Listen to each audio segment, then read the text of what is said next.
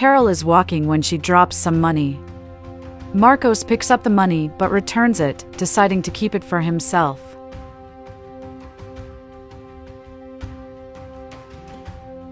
Carol drops some money again. This time Natalie finds it, but also keeps the money, claiming she's very lucky.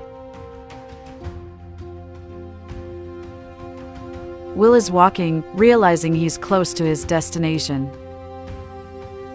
He prays to God to bless him so he can get the job he desperately needs. He doesn't know what to do. Carol bumps into him and apologizes. Will finds the money on the ground. He's impressed, it's a lot of money. With it, he could buy medicine for his daughter, but this money isn't his, yet he also needs it desperately. What will he do now? He's determined, he's not like that, he needs to return the money. He goes after the woman who lost the money. She's on the phone.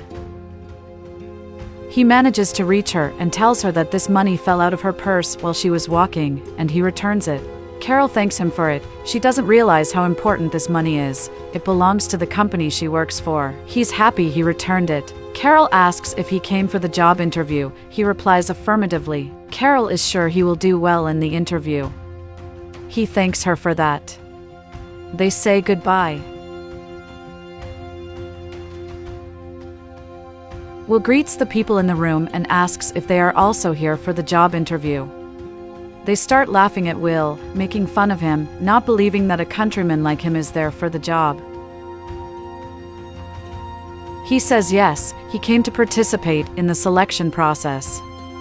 Marcos says that by the looks of him, he can only work as a janitor and calls him disgusting. Will doesn't understand what's wrong with his clothes, they were inherited from his father, may he rest in peace. Natalie says he could have asked his father to leave him something better. They laugh again. Marcos says he has a lot of courage. He doesn't know where Will got the idea that he could get a job there. Natalie says he must be thinking it's a farm there too, because he's a countryman. They have fun at Will's expense. Natalie decides to do a charitable act and gives him some money to leave. Marcos asks where she got that money, she says it's hers, and asks why he wants to know. Marcos says that on the way there, he found the same amount of money on the street. Will says it's better they return it, he also found some money on the street. They told him that this money belongs to the company, so it's better they return it. They laugh. Return it. It must be a joke. Marcos calls him an idiot. Natalie says they found it on the street, so now it belongs to them. Finders keepers. Will calls it theft, and it's not right. Marcos tells Will to shut up, the mistake was made by the one who lost it, not by the one who found it. Natalie tells him to be careful what he says, or he might get into trouble. A woman appears saying that the company's representative is ready to receive them, they can go. Marcos wants to know if they are all going to enter. The woman says yes, they can enter. Marcos and Natalie are not happy to have to share the space with Will. They enter the room, one by one greeting the company's representative. They settle in. Carol says it's not common for them to call all the candidates at once, but she'll try to be brief. She takes a look at Marcos's file, and for some reason, his name seems familiar. Marcos replies that his uncle is one of the best employees she has in the company. His uncle has been working there for many years, so he has an excellent recommendation letter. Before anything else, Carol thanks everyone for taking some of their time to be there for the interview. At the company, they value people's time a lot. Just as they value caring, honest, and humble people. That said, she informs Marcos that he is not suitable to work in the company. Marcos is surprised. Is this some kind of joke? His uncle has been working at the company for much longer than her, he wants explanations. Carol asks if Marcos is talking about the uncle they had to fire because he was stealing from the company. Carol says that's exactly what she said, For a long time, his uncle stole from the company. Marcos says that shouldn't affect him and wants to know why he won't be hired. Carol asks him to wait a moment, she needs to continue with the evaluation. Carol this time takes Natalie's file. She is available to answer questions. Carol realizes she has a lot of experience and is also a stylist. Natalie says it's true. Carol says that's impressive, but it's not enough. Natalie is not fit to work in the company.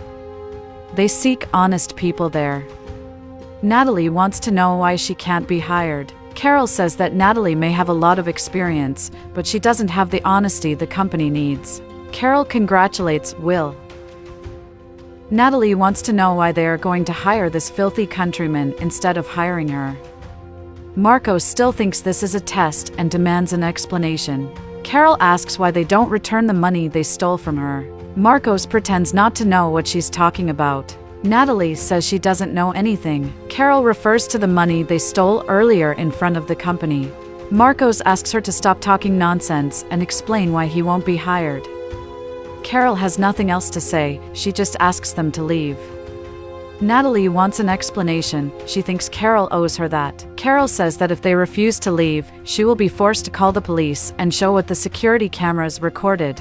Natalie says that won't be necessary, she's already leaving. Marcos also leaves. Carol regrets that Will was forced to witness this unpleasant situation and asks if he's still interested in working there. Will asks why she did all this. Carol explains that she pretended to be blind to test the honesty of the candidates. She says that professional experience is important, but it's not everything. Character and heart are worth more than that. She says Will's resume is very good, but he has shown to be a capable, responsible, and honest person. She welcomes him to the company. Will thanks her very much for that. He's so happy that he's even going to hug Carol.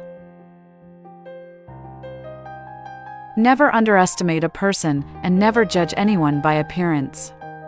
Remember, humility makes a difference.